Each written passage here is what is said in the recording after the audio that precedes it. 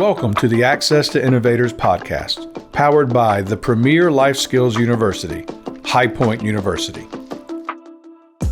Hello. Thank you for joining us. My name is Dr. Daniel Hall. I am Interim Dean of the Earl N. Phillips School of Business. Today I'm going one-on-one with David Horsager, the CEO of Trust Edge Leadership Institute and High Point University's Trust Expert in Residence. David, thank you so much for taking the time to talk with us today. It's a great treat to be here.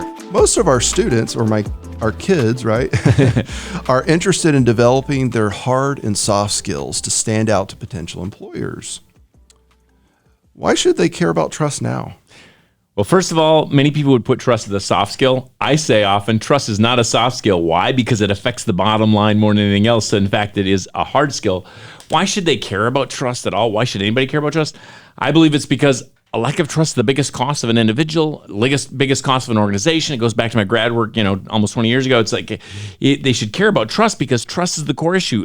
I said it on stage this morning. Trust is it's not a leadership issue. The reason I follow a leader or not is trust. It's not a sales issue. The reason people buy or not is trust. It's not a innovation issue. When people trust each other, they innovate and get creative. It's not a marketing issue. The only way to amplify marketing is increase trust in the message. So when we solve for or see it as a trust issue, we're actually able to start to solve the real issue. They should care about it because only do you expand influence when you expand trust. Only do you increase sales when you increase trust. Only do you get the best out of diversity, equity, inclusion when you increase trust. Yeah. And would you say that trust is a life skill? Because here at High Point University, we're the premier life skills university, and that talk you spoke of was part of our life skills seminar, and also, I'm proud to say, part of the Phillips School Business Speaker Series as well. So would you say that it's not just a hard skill, it might be even a life skill? That's a great way of saying it, a life skill, because it is something you can learn, by the way. Many people think trust, that's either something you have or you don't, and that's not true. Mm-hmm. You can build trust more and more every day or lose it more every day, and you can actively take control of the trust people have in you by doing certain things like building what we talked about this morning, the 8 pillars of trust. Mm-hmm. Speaking of the 8 pillars of trust, parents might also be listening. They often ask me questions at open houses like, how does my child get ahead? And so can you give us maybe some examples of how students can start the habits of a trusted leader now using those 8 pillars of trust?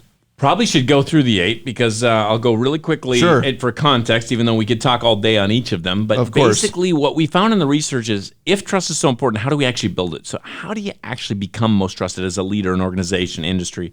So there were 8 traits of the most trusted leaders in organizations, and they're each of the 8 are kind of memorialized or given a C word that represents that research funnel, not because it's kind of some acronym of C's. It's just each of them represent a very important funnel of how trust is built. So number 1 is clarity. People trust the clear and they mistrust or distrust the ambiguous or the overly complex. You can think of someone, if they're not clear, you don't trust them, right? We trust clarity of message, clarity of expectations, clarity of vision.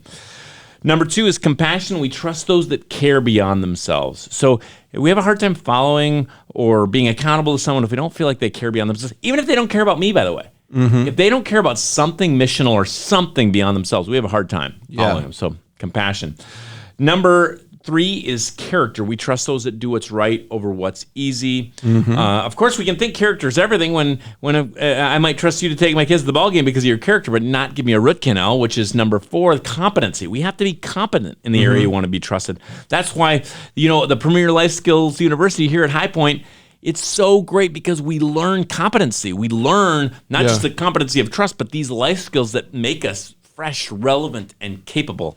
And that's the 4th pillar. The 5th pillar is commitment. Mm-hmm. We trust those that stay committed in the face of adversity. If I think you'll stick with it, I might, trust you. If I think you're going to jump as soon as anything's tough, I probably don't trust you. And I've said before, you think of anybody in history that's left a legacy, or even in your life, your mom or dad or first grade teacher or Mandela, Martin Luther King, Gandhi, Jesus, or Joan of Arc, and you'll think of somebody who was trusted partly because they stuck with it in the face of adversity, maybe to death, right? They stayed.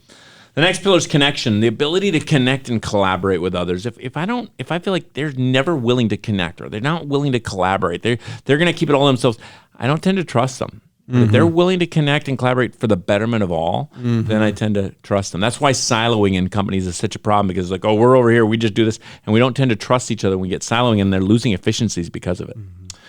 The next pillar is contribution, and really the core word out of this funnel was results. We trust those that contribute results. You got to get results. You can't just have compassion, character, and not deliver results. I think I said this morning, that surgeon might be compassion and high character, but cut off the wrong leg in amputation, we got a problem because we got the wrong result. We got to deliver results. Yeah. Final pillar, consistency.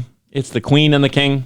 Sameness is trusted, good or bad. You're late all the time. I will trust you to be late, right? So sameness, being the same. The only way to build a reputation, good or bad. The only way to build a brand, good or bad, it's consistency. Otherwise, it's weak brand if it's all over the place. But if there's, that's how I experience that every time. That person, that, consistency is trust. So that's the 8. So if I was going to take a student through this, I would say, hey, circle one you think you're doing pretty well at. Yeah. Yep. Let's celebrate that. We're all doing some things well. And the truth is, I teach and preach this, study it and research it, and I'm imperfect at them. So I would take it a given time and think, okay, what's one I could do something about? Like, if I did a little bit more, showed a little more compassion. And then I would how that, or think about how could I actually do that starting today or tomorrow? Let's take compassion, for example. I need to show more compassion. How could I show that more starting? What if I wrote an appreciation? Appreciation is a big part of compassion. So what if I wrote a note every day by 10 a.m.? What if I wrote an appreciation note every day by 10 a.m.? That's an action that does 2 things. Number 1, it shows compassion, care. Number 2, it makes me more grateful. Yeah. Which is a huge character builder. When we were meeting with a power lunch with some of our students here, you mentioned, you asked one of our students about their Clifton strengths. And I'm getting a little bit of a vibe here, that these are your trust strengths in a way. And so is there a way in which our students could go in and kind of do a self-assessment? Absolutely.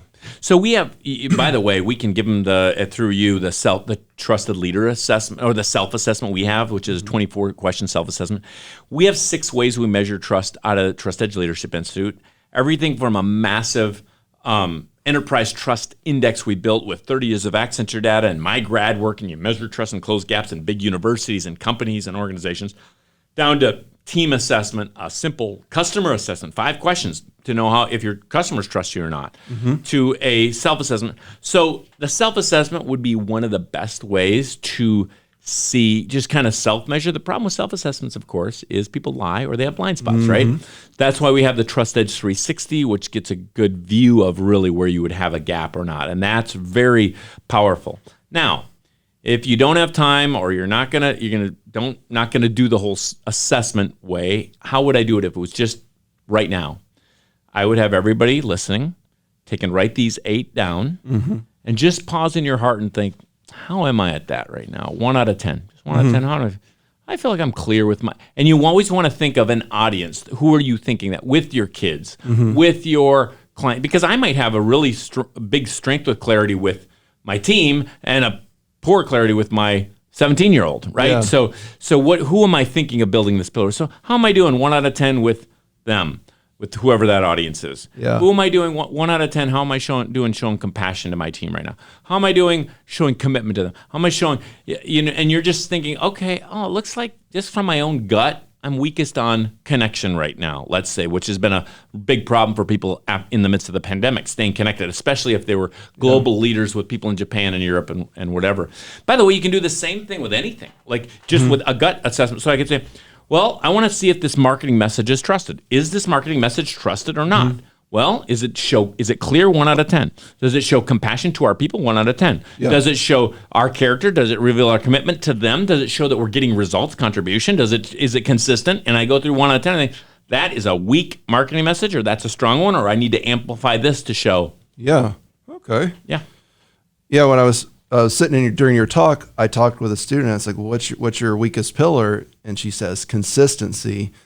And that's one that I like to focus on too, because, no matter how good you are at any of the 7 other C's, if you're not consistent, no doubt, you're losing trust. And the consistency affects all the others. So you could say, well, if I'm on the character pillar, if I'm only high character when people are looking, it's not really very high character. If I'm only compassionate when it's with people that look just like me, that's not really consistent compassion, right? So definitely consistency wins. In your side-by-side interview with our High Point University president, Dr. Nito Cobain, you mentioned the complexity of trust, and you've kind of already talked a little bit about that with the 8 C's, but tell me a little bit more about that. Well, trust isn't what, fully what people sometimes think. They want to say, as an example, trust, that's just transparency. And there's even some people, experts say, trust equals transparency, and that's not true. Transparency, the data shows more transparency of your mistakes can build trust. But trust isn't just transparency. I mean, some of your kids are so transparent on social media, I don't trust them for a second. Yep. So confidentiality is also trusted. So we have to think, I can't just go out there and tell that CEO that's got to give the quarterly earnings report, they be transparent about everything, because some things they have to be confidential about. So we have to think about this a little deeper. There's some tensions, there's some challenges, even the whole challenge of how much should I trust someone? Because often if I trust someone more, I'll get more out of them, but I could trust them too much and something very dangerous happens, for a whole lot of people that was too much, right? So there are some complexities, and there's plenty of them we could talk about. Yeah. One of the complexities that I appreciate from your work is that, a lot of people think trust takes a long time to build, but it doesn't. Right. It doesn't. In fact, I say a lot in crisis, trust can be built in moments. I think of like 9/11. Complete strangers trust each other in a moment if they're running the same direction. Mm-hmm. So a whole lot of trust is built and lost in a moment, more than a long time. Now, deep trust can take a long time in certain scenarios too, so it is complex, but that's very true. One of the things we do in the Phillips School of Business is we do mock interviews with our students, and I tell them how important it is for them to build trust with that person who knows little to nothing about you in a very short period of time. So it's definitely good to think about those things, at the types of messages, the signals you want to send across during an interview. Your brother is an economist, and I'm an economist. Right. So can I nerd out with you a little bit? Yeah. Okay. By the way, he's 11 years my senior. My first job was with him. We were talking at lunch about commodity exchange, and someone was sharing a fair amount, so I wanted to not go there deeper. But my first job, my first internship was for him on the Minneapolis Grain Exchange when it was live pits, sharing, how many bushels of grain you're, trading with Cargill or General Mills or whatever. And that was, his company. And he became the youngest CEO of the exchange and youngest chairman of the board. Wow. But yeah. That's awesome. So one of the big ideas in economics is good institutions align the self-interest with the social interest. Institutions are the rules of the game. Are there any rules that promote trust? There are rules that promote trust, and that is, these 8 can give us guidelines certainly for trust, but whatever the rule is here, let's take the rule in I could go a lot of different directions with this. Sure, of course. But by the way, here's another tension, right? Because people that are, thinking, well, we should have total free market economy, total free. I like free market generally, but if we don't have certain rules, there can be challenges. Yeah. And it can be not good for all people, and it can hurt people. It's like there are rules. You can think of it simply. The efficiency of trust, here would be a simple efficiency.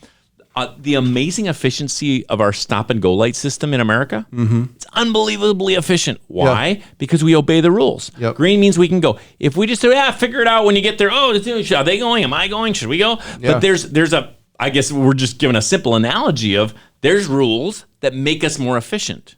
So there are rules there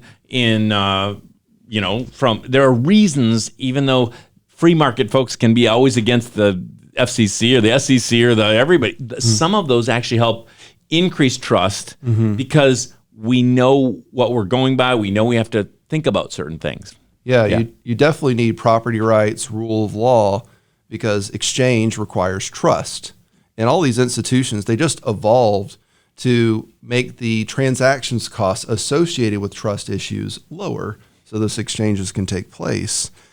And one thing that reminded me of your pillar on character, we think about institutions, those rules of the game create incentives. And with character, you don't want to incentivize against trust. That's right. So one of the problems in the character pillars, you see companies, great companies that start to incentivize, as an example, their sales team against the character they actually say they want to have in their, whether it's in their values, vision, or otherwise. And in fact, we've seen that very recently in some big banks in the U.S., a massive cost of billions of dollars because they started to incentivize sales teams against the character they said they wanted to have, and then it went too far. And of course, that was a massive cost. Oh, yeah. You know, at High Point University, we pride ourselves in developing a student's growth mindset. How do you grow trust on a continual basis? You know, it's not just something you have or don't have, right? Right. Well, that takes consistency, but really this pillar, what we're talking about is the competency pillar, growing the competency of trust or any of these competencies, right? So competency and capability. We have to, the growth-minded person knows that they have to keep getting better. I think I showed the slide of the gentleman, that the bodybuilder that's like, he lost a bunch of weight when he got in an accident because he was atrophying, because he wasn't continually able to put the right things into his body. And that's the same in these ways of competency. There's a truth in every science. Every science, same thing. Business, we'd say it this way. Input equals output. First law of thermodynamics. The great German physicist, the energy you put in is exactly the same as the energy you get out. Yep. Theology of farming, you reap what you sow. Physiologically, eat a bad bowl of chili, input could equal output, right? Basic psychology, same thing. Thoughts lead to desires. Thoughts that go in lead to desires, which lead to actions. This is why someone doesn't just get caught in adultery. It started with a thought, became a desire, became acted on. It always starts over here. So if I'm going into a company and I'm looking at, I see poison somewhere, poisonous problem, I always want to check input. A lot of people spend all their time on the poison, but they got to look at input. It's the same with me. If with this person with mindset, if my mindset starts to get bad, am I putting the right things in? Am I putting am I reading the right things? Am I listening to the right things? Am I putting the right, it's the same with my body. Ooh, I'm not feeling so good. Am I putting water in? Am I putting exercise in? My marriage isn't going so good. Am I putting the right things in? Input equals output. So on this competency pillar, you have to marry that to the consistency pillar to have ongoing, trust building. But it is the competency of trust. We can keep building trust, and it's an active work. Okay. Yeah, it's something that you grow over time. And if you don't focus on it, it's going to go into atrophy. You're going to lose it. Yeah. And, in your Trusted Leader Show podcast, it's so great to participate with you on this one, this podcast here. We got to have you on next. Yeah, Access to Innovators podcast here, and thank you for interviewing Lisa Haynes from our school. That's on the Trusted Leader Show. But that's on the Trusted Leader Show. Yes, you'll need to subscribe to that. So, you often talk about the importance of being the same on stage as off stage. Tell me about that importance of this in developing and protecting trust. Yeah, I talk about being the same on stage and off stage, and I talk about how I'm leading myself. Like, how are we leading ourselves these days? Both of those, so first of all, with the onstage, offstage thing, when I started getting asked to speak more, a little over 20 years ago, and some of the first times I was on some of these big stages, I would notice some things. Sadly, I would see this person up front, in front of thousands of people that was on before or after me, and talk about success, and they were amazing. And then I saw them drunk at a bar afterwards, like when I walked by the hotel bar, and there they are. Or I saw someone, talk about relationships, and I found out they were divorced all these times. And I thought or I would see them share this. And then I in one case, I saw someone I really loved, thought he was an amazing speaker. And I watched when everybody left how he treated the sound person. And I thought, we can't be like that. Yeah. And so we created a value in our company of what's it like. Everybody has a stage. Might be a phone, might be an actual stage, it might be behind the scenes, but we all have a stage. So what is it like to be the same on stage and off? So that became really important to us and I think it's the part of the blessing on our company, the longevity of it. No ego about it. We have to work at it every day, but we seek to be the same on stage and off. And the other point that you mentioned, how are you, the importance of keeping people leading themselves well. I get up these days, in spite of myself, but with this work, I get to walk next to sometimes presidents of countries and companies and pro sports teams. And I notice many people are, say, oh, it's a lonely at the top. You're alone at the top. I'm alone at the top. And we often say, if you're doing leadership alone, you're doing it wrong. And others have said that, but it's so true. We need accountability. We need a team. Even if you're at the top, we need others to keep us grounded. We need people to both encourage us when it's lonely, but also to get in our grill and say, hey, what do you that came across a little bit. You got a little ego there. What's going to happen? Especially if you're someone that gets to be on stage. Yeah. Right. So I think how you're leading yourself. I mean, there's a lot of different things from. I'm going to share about this a little bit tonight. The seeds. I'll tease some people to see the SEEDS, but I'll just say to those listening at least. Yeah. Leading yourself.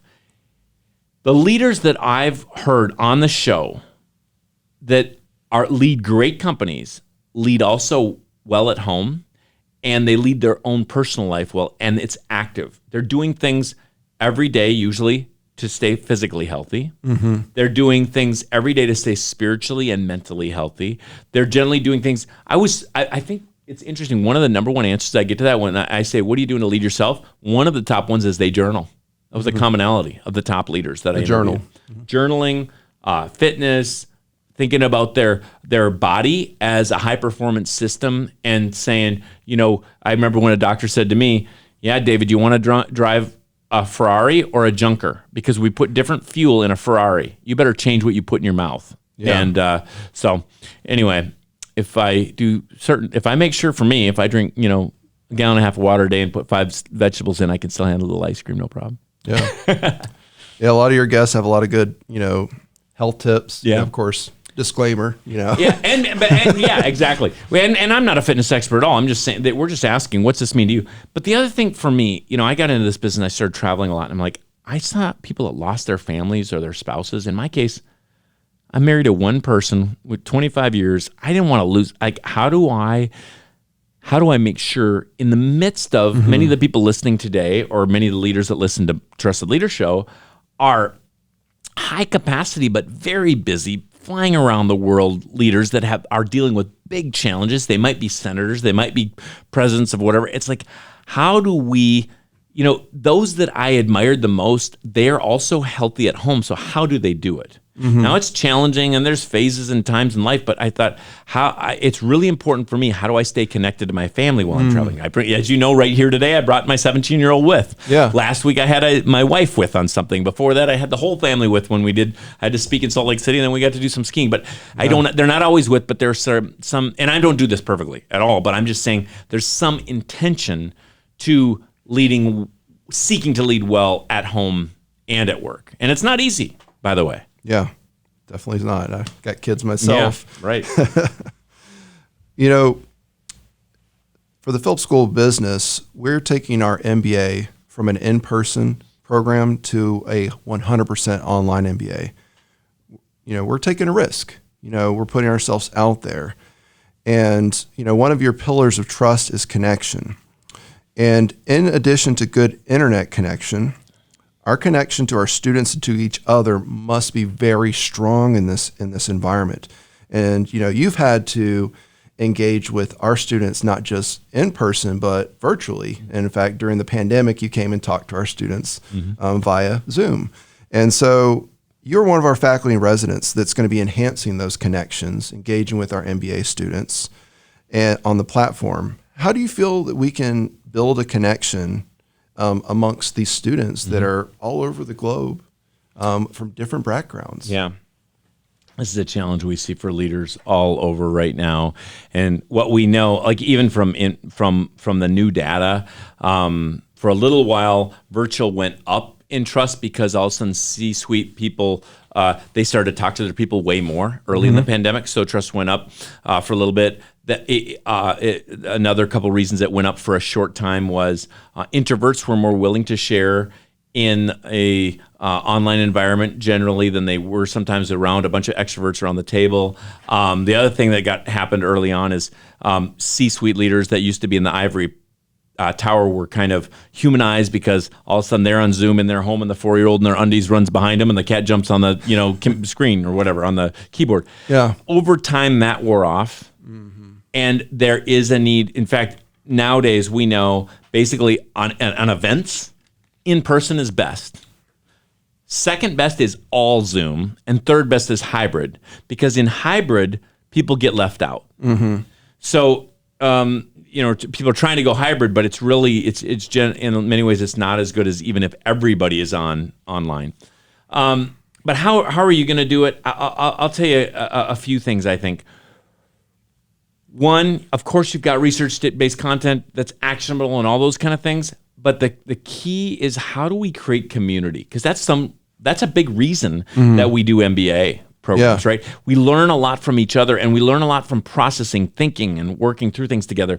So just having a course that people go through, even if they have interactive quizzes and those kind of things, there might be some learning that happens there for sure. And we might need to do that so they get the competency, but competency with connection really makes it stick, right? Yeah. So I think the key is, what we're seeing is people that know how to use platforms, not overdoing it. Some people, by the way, are over-complexifying. They're trying, I don't know that some of those things are working as well to try to make, virtual reality this, and okay, we sit like that, and you can use a little, almost a gamer console to do things.